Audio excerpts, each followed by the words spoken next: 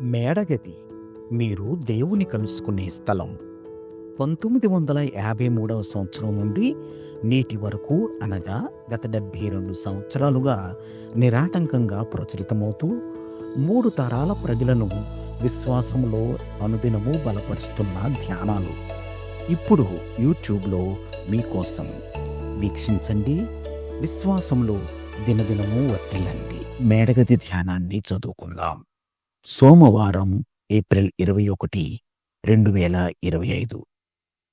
శుద్ధ హృదయాలు. ఈనాటి ధ్యానాంశం శుద్ధ హృదయాలు. ఈనాటి వాక్య భాగంగా రోమీయులకు రాసిన పత్రిక 3వ అధ్యాయం 21 నుండి 26 వచనాల వరకు చదవండి. ఈనాటి ముఖ్య వచనం: నేను మీతో చెప్పిన మాటను బట్టి మీరెప్పుడు పవిత్రులై ఉన్నారు.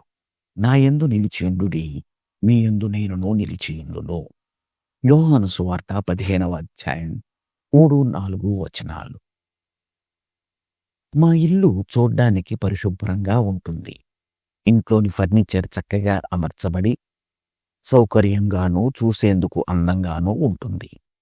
గదుల్లో చక్కని గాలి, వెలుతురు ప్రసరిస్తూ ఉంటుంది. అయితే నేను నేలను ప్రతిరోజు తుడుస్తున్నందున అంతా చక్కగా శుభ్రంగా కనబడుతున్నప్పటికీ, వారానికి ఒకసారి గుడ్డతో తుడిచినప్పుడు కనబడే దుమ్మును, మురికిని చూసి నేను ఆశ్చర్యపోతుంటాను. మన గురించి మనం తలంచే విధానం మరియు లోకానికి మనల్ని కనుపరుచుకోవాలని ఆశించే విధానానికి, మా ఇంటి పరిశుభ్రతకి పోలికలున్నాయి. మనం సరిగానే ప్రవర్తిస్తున్నామని నమ్ముతూ దానికి తగినట్లుగానే ప్రవర్తించడానికి ప్రయత్నిస్తుంటాం. కానీ మనం అసంపూర్ణులం మరియు అనేక లోపాలు ఉన్నవారం. దేవునికి మన అంతరంగంలో ఉన్న తలంపులు తెలుసు. మన మనస్సుల్లో ఏముందో కూడా ఆయనకు బాగా తెలుసు. వాస్తవం ఈ విధంగా ఉండగా, మనకు క్షమాపణను అనుగ్రహించే కుమారుడైన యేసుక్రీస్తు రూపంలో వచ్చిన దేవుని యొక్క సార్వభౌమత్వాన్ని గుర్తించి దాన్ని అంగీకరించినప్పుడు మరియు ఆయన కనికరాన్ని వేడుకున్నప్పుడు మాత్రమే సరి అయిన విధంగా ప్రవర్తించగలం. అప్పుడు నేను మీతో చెప్పిన మాటను బట్టి మీరిప్పుడు పవిత్రులై ఉన్నారు అని ప్రభువు మనకు గుర్తు చేస్తాడు. మరియు తండ్రి మన శుద్ధ హృదయాలు, శుద్ధ మనస్సులను చూసి సంతోషిస్తాడు. దేవునికి కృతజ్ఞతలు చెల్లునుగాక. నేటి ధ్యానం: దేవుని సహాయంతో నేను శుద్ధ హృదయం కలిగి ఉండగలను.